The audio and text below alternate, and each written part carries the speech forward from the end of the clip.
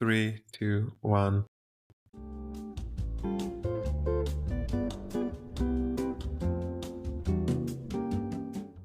Hi, hello, and welcome to another episode of this podcast. How are you doing? I hope you are doing well. And let me get going because today I have a lot of things to throw at you. You know how they say one podcast should have one or two things going about it. This is the complete opposite of that. I've had a bunch of random thoughts from last time and things to bring to you. So I'll just get going and get this started. So let's do that. Now, first of all, thank you for your responses around the previous episode on all the vacuum stuff. A lot of proud vacuum owners out there. I know the overwhelming majority of this podcast is between 28 and 34, which should be the right time and age to start having some excitement around cleaning your house. I guess it's that time in life. But yeah, I got some comments that you are naming your vacuums. I love that one. Naming is a form of intimacy. I guess it will come for my vacuum as well. I lived in a sublet for some months that had the Roomba, and it was, this automatic one that just goes and does its own thing, the round vacuums. And I named that one because it was autonomous. If a vacuum is autonomous, I get the name. So I named it Florian. It comes from floor. You get it? Amazing. That's the best name for autonomous vacuum, Florian. But one that I hold in my hand, I'm not sure about having a name. Maybe it comes, maybe not. But thanks for your comments. And yes, I'm all in favor of naming your devices. Also, I need to say I got this Dyson on a Black Friday. I'm not as rich as you think yet. So I waited out. It was almost 50% off. So I'm just a normie, living amongst you. I'm not looking at you from high up from the Dyson club. Have as much as a chance of joining as me if you play it smart. Now, I also got a few things out of the Spotify wrap besides the number I shared with you. And one is that finally this podcast has a category categorized as a personal journal. I guess it makes sense. I consider myself a funny person, but I guess a lot of my rambling has this sarcastic undertone going under everything. So yeah, I wouldn't say it's pure comedy. It's definitely not yet another expat, but that part of the naming can be taken in another episode. I've been thinking to rename this podcast for the next year, make it something simpler. Today I had a good inspiration for a name. Slice of Life came from a friend. Could be. Sounds good. Sounds generic. I thought, ooh, Slice of Life, bring it on. That's kind of it. But anyway, keep sending me your comments and replies. It's always a lot of fun to see you interact. Now, let's get started with everything I want to share with you for this week. In tech news, there is a lot going around. Google has been doing some quantum computing things. They have launched a quantum chip that is able to do a lot of computational stuff, and they are solving all the answers of the world and doing calculations in parallel universes, or I don't know how far they go, but they're able to solve computational things that would take trillions of years, the entire universe time, in a normal computer. That's being done right now from that quantum computer. Very interesting field, I have to say. All of the different countries are also trying to make quantum chips as big as possible. It's not very easy to get qubits, quantum bits in order because they move too much. They change too much. So it takes a lot of effort to put them in place and try to make them into a chip. But once you do, you can do a lot of cool math. Now, just so you don't get scared, this quantum computer, one day, not now, this could be a threat for everything, basically, from cryptography that is being used everywhere in the world, from communications to banking systems to all sorts of encryptions and data stuff. The RSA algorithm that we use a lot in encryption could be ultimately be broken in the future. Even bitcoins and all these coins, all those encryptions could one day become obsolete. But that's not something for us to worry about. That's something for governments and large corporations to worry about. And there is a new era of quantum cryptography being born. So most likely by the time quantum computers are able to break all the stuff will be in a more secure setup to prevent it. But now this news came out, Google doing all the quantum computing, solving all the stuff, and another news about the first nuclear-powered diamond battery. So many cool words thrown in there that can last 5,700 years. And I'm like, you know what? I'm kind of tired of reading all of these types of news. Can someone just tell me, can we please stop working? When is that time? Should it be about now that this happens? Like we can solve problems in parallel universes and do all the mathematical stuff and new batteries made out of diamonds and nuclear things lasting 5,000 years? When is it time? Unlimited energy, supercomputers, AI, diamond batteries. Isn't this what it was all about? When can we please stop working? I will stop reading all these futuristic type of news and breakthroughs because at the end of the day, I just want to know, when can I stop? Is it about time now? If not, keep all these news for yourself. Just wake me up when it's time to enjoy unlimited energy and computational power and storage, battery and AI helping the life.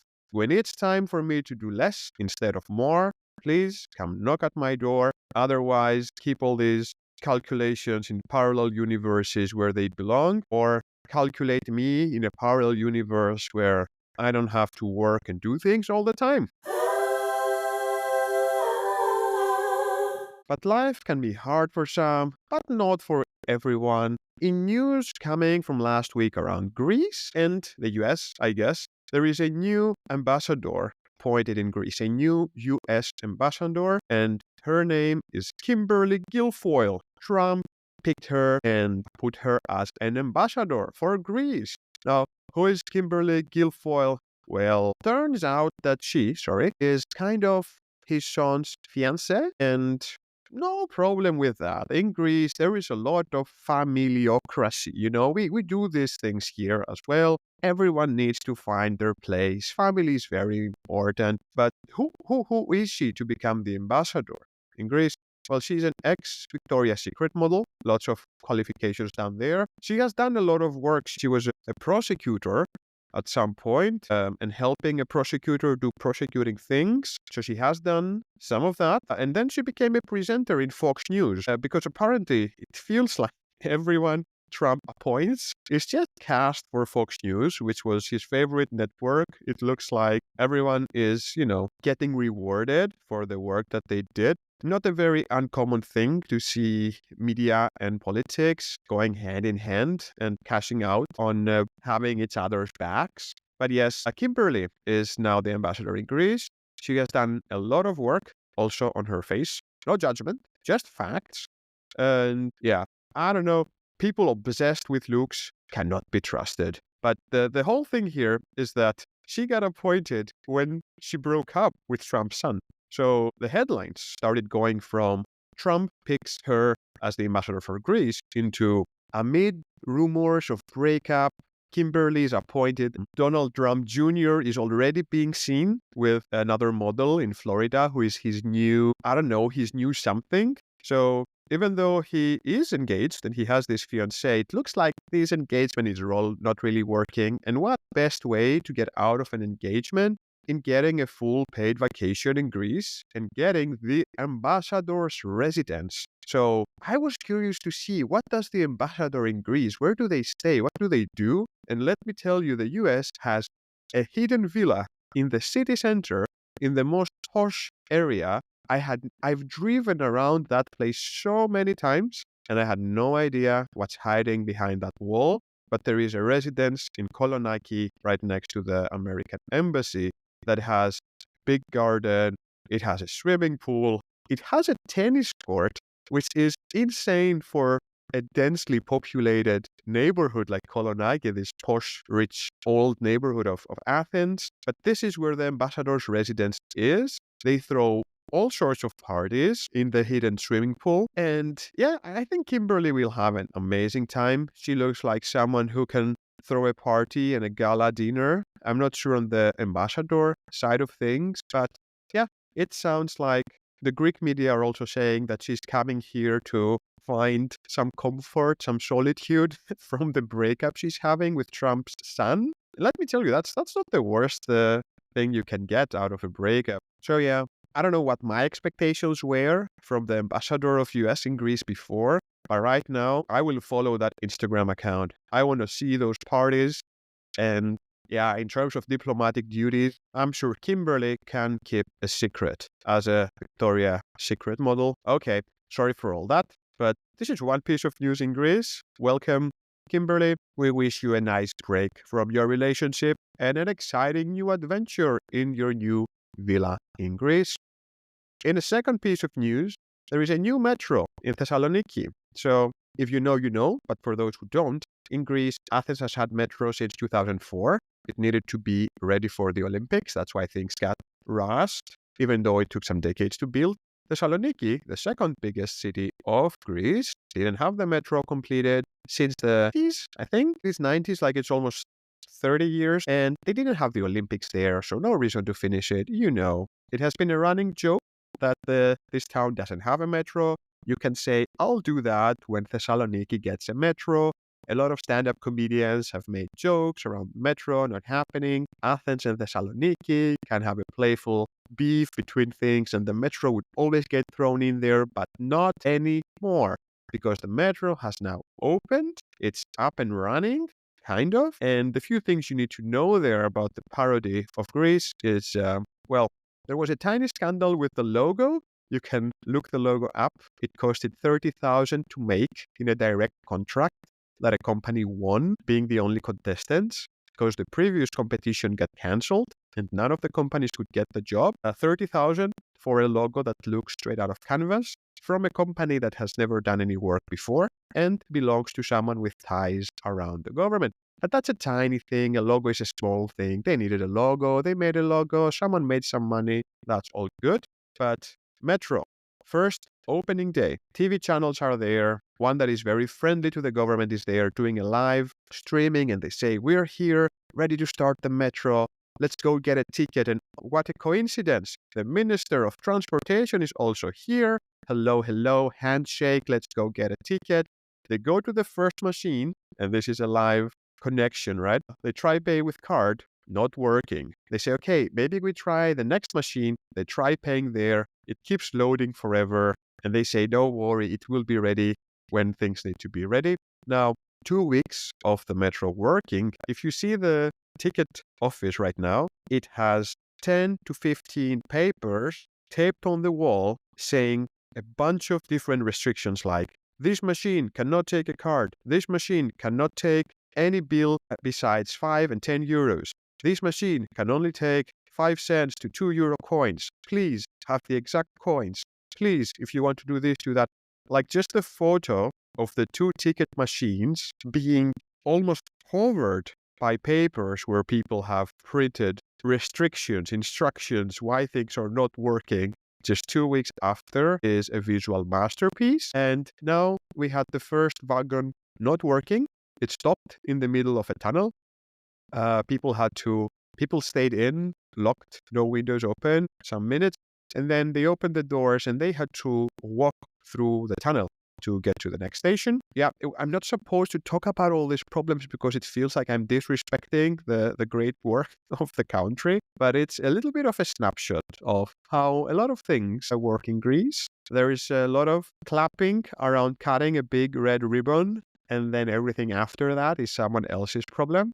So as long as we do a big fiesta and we have something to show on TV, the job is done. And then the day-to-day, well, that's for the people. It's not for us. But yeah, they said that it was a technical problem. Somehow, like that's a comforting thing to say. Oh no, don't worry. It wasn't a human error. It was a technical error. Well, phew, okay. And they said that the electricity got cut down on that wagon, and then it had to stop. And the minister also said that the UPS does not have enough power to make the train move. And they're like, hell, yeah, it doesn't. UPS is only supposed to keep a few computers running, not push a metallic wagon on the rails. But Thank you for that information. Let's see how it goes. Thessaloniki has a metro. It's kind of working.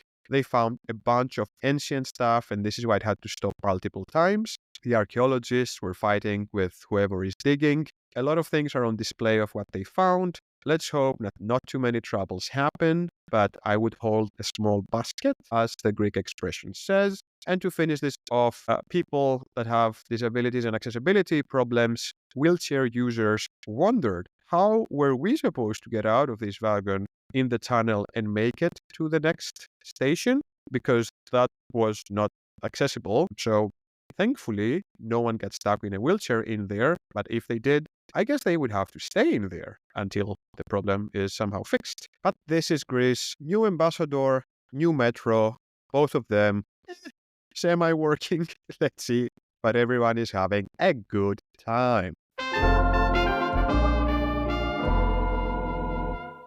Let's move to the next part. On worldwide stuff, so much is happening. I was thinking of covering a bit Luigi Boy, but the last 2 weeks have been so intense.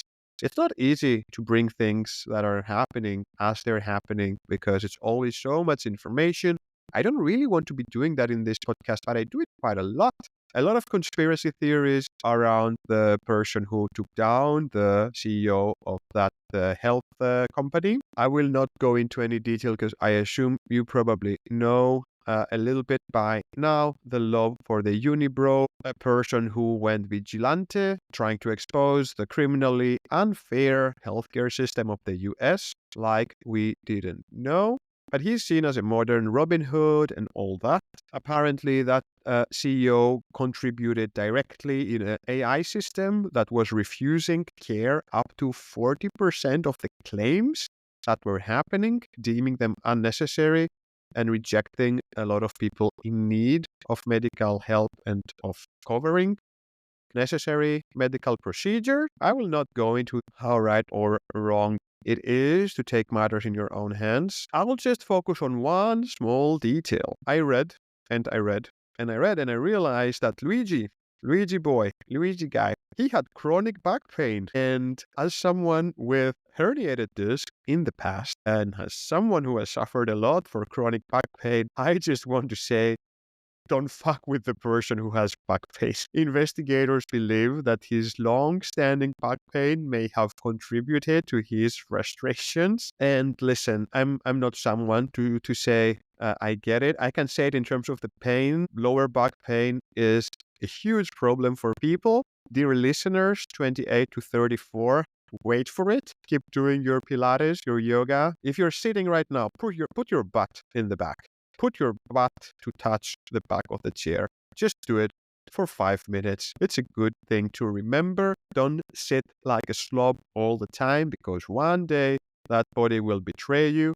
And lower back pain is so frustrating and so limiting, and the incapability it introduces in day-to-day life is devastating. Some people try to do surgery for it, but it's really not one of the surgeries that can guarantee any results. And Luigi Man looks like he has 4 nails in his lower back from an x-ray he put on Twitter.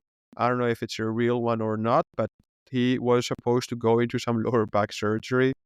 And yeah, whatever hatred and anger someone can have about the healthcare system and the unfairness, the amplification of a severe lower back pain is not something to take lightly. I am even a member of the Reddit channel he supposedly was writing. It's a Reddit channel called Lower Back Pain, where a lot of people just share their stories and frustrations of how their lives changed with lower back pains and herniated discs and all that. It's a pretty grim area. I've escaped that part personally. I did a lot of physio. I do the Pilates now. I try to change a lot of the day-to-day. And yeah, I'm living a very normal life. But if anyone is empathizing with Luigi on a lot of different things, I can say that I am empathizing with the unbearability of lower back pain. Nothing more to say there. CEOs are afraid now. There are apparently lists out there with a lot of names of top healthcare people in the US. Is that what it takes for a fully unfair system to change? I don't think so. but it's definitely a way to show the suppressed anger and unfairness that a huge majority of the people experience being part of that system that will eat you alive, spit you out, and bring you a bill of thousands that will most likely kneel you down for the rest of your life. The US is not a great place to get sick at.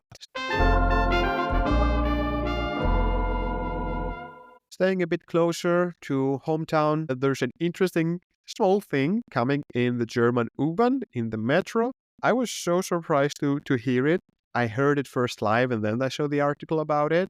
But apparently, there is a new announcement done in both buses and metro that literally says, please keep your music and TikToks for yourself instead of using your speaker. And it was about time that someone addressed this. And I don't know if there is a better way to do it than having a German bureaucratic voice with this apathy on the tone and this instructory way of saying, almost passive aggressively, just keep your music and TikToks to yourself. Put those earbuds in instead of using your loudspeaker in these spaces. And I like it because it's a little bit of shaming, and shaming is actually a pretty good way to drive social behavioral change. I experienced a lot of shame culture nudges to the right direction or to the desired direction when I was in Japan.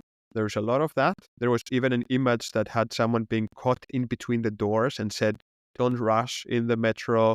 You may find yourself caught between doors. And it had a very embarrassing image of that. Yeah, I will say preach. That's the first good thing that I have to say about the BVG, the transportation company. I loved that announcement. And a second announcement that I really liked, a lot of the announcements happen in German and then English.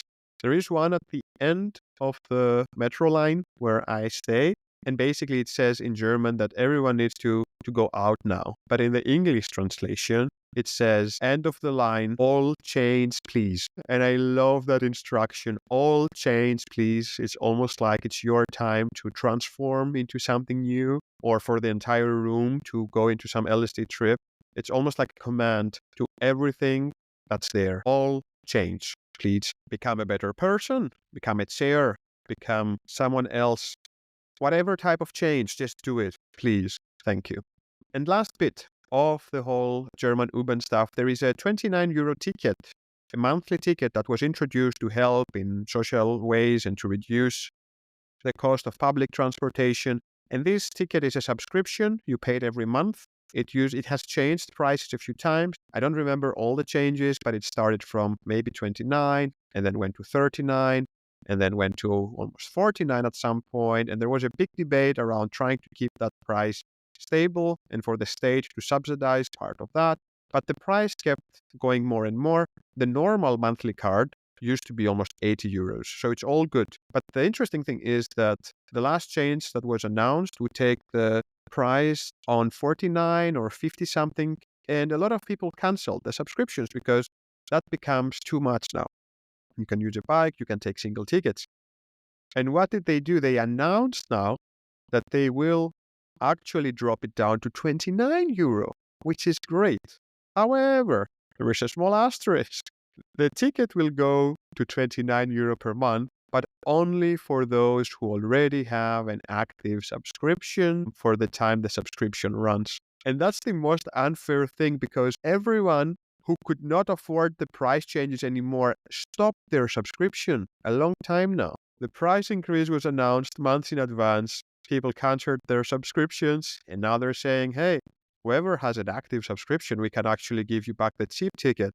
And do you know who would still have an active subscription? The people who could afford the new increased prices. So what does this do? Is just awarding the people who could already afford the expensive prices with the lower prices. And for those who stopped their subscription because it was too expensive, well, now they get to suck it, I guess. But all right, too much sharing. Let's wrap this episode up. Two last things, one coming from Switzerland. They introduced a system for having a time bank for getting old. Now, this system is you volunteer for old people right now. So you volunteer to spend time with an old person. Maybe you talk to them, you go out for a walk with them, whatever it is. And those hours get counted. So you have your own personal volunteering balance where you are adding up hours in which you volunteer for old people. And what happens after, way later in the future, you can get those hours from someone else to volunteer for you. So it's almost like a time banking concept where you put hours now to get some of those hours later when you are old and you need someone to volunteer. It's an interesting system. I mean, I understand that especially in Europe, the population is getting old and there are not enough people to help take care of all the people getting old. And this is a problem. And what's the way to solve it? But how about having welfare systems? Just saying, if old population is a problem, why not focus on welfare systems? Why can't the money we spend paying taxes and social contributions and everything, isn't that supposed to be enough money to take care of us when the time is right? And that time is already being pushed from, 60 to 62 to 65 to 67 to 70. Like, when do we get to just stop working and enjoy something from that 40-50% that the government has been taking every month? Like, do I need to spend even more hours right now to have a chance of having some sort of support when I'm old? I have a big problem with that. I like the concept. It's cute. It sounds nice. Like you take care of old people now. That's there's something cute about it. Then you get to get it later on. But why is everything our problem? Why is everything the people's problem? Why do I need to solve for this? I'm solving for so many things already, and I'm giving you half of my salary to solve some of these problems.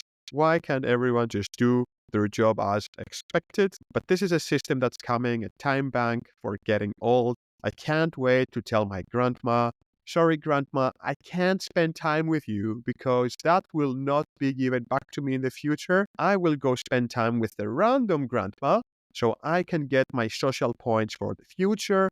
I hope you're fine with that. I hope you get it. Why see my real grandma when I can see an unknown one and get to have social points for the future? But anyway, I'm wrapping it up. I'm wishing you a great week and an amazing weekend. I don't know what your weekend activities are. Mine are to try and see at least one person, and I always block some of my time to try and close all of the tabs I opened in the week. I don't know if you do that. I don't know if anyone can feel me in this, but it's a constant stress, not like 100%, like a 10%, a 5% stress that's always there just because of the amount of open tabs I have in my browsers, on different screens, on different computers. And I'm always thinking, okay, I'll just put some time to go through all these tabs and close as many as I can. I'm never getting it done. It's like a hydra. A lot of times I try to close one, but I open more, or they take me in these journeys. So my wish to all of you is to manage to close as many of those tabs as you can. And my second wish is for you to feel strong. What I mean about that is a random reflection. I'm doing the Pilates again, and I realized that there is a tiny moment, usually about 40 minutes after I've done a Pilates class, where I actually feel strong. Like I actually feel my body activated and working. And it's not that it's the best body, cannot climb the Everest, but somehow I feel strong and good in my body. I don't feel it right now that I'm recording, but just this feeling I'm inhabiting a strong vessel is quite a good one. I think it feels the same if you go for a run, or I don't know what other activity can make you feel that kind of tiny confidence on this bunch of flesh and bones we have carrying us around. But I've been experiencing that for small moments of time, and it does feel quite good. So that's it for this week. I wish you close all these tabs. I wish you feel strong in your body, because why not? And as a last thing, if you enjoy this random podcast, all things thrown at your face, consider rating it on Spotify. Actually, that's the thing I'll ask today. If you haven't given it a rating on Spotify, do that, that number there is not proportional to our number of listeners. So it's a good opportunity. It will make the podcast look better. And I actually got invited to talk about the podcast in another German expats podcast. I don't know how they found out about us. I should have said this before the end of the podcast, but here we are, the few special people that are still here. You get to know this. I've been invited to do some sort of a show. I don't know what they're going to ask me, but they found me through the podcast. So that's super cool. But it would be better if we have some proper numbers to show. So do a good duty. Grab the phone of your friends, family, doesn't matter. Grab multiple devices, find an episode, just press play and add as many reviews as you can. Call your cousin in a bot farm in a distant location. Put the bot farm to farm for our podcast. Let's bring those numbers up. Let's inflate them all the way so we get invited to places and go high, just like Greece did to join the euro back in the thousands. Just get those numbers hyped up. Build the best version of yourself. Pretend that that version is the normal version, and then use that to get into places. We can talk Lehman Brothers another time. Thanks so much for listening. Have a great time. Until next week. Ciao.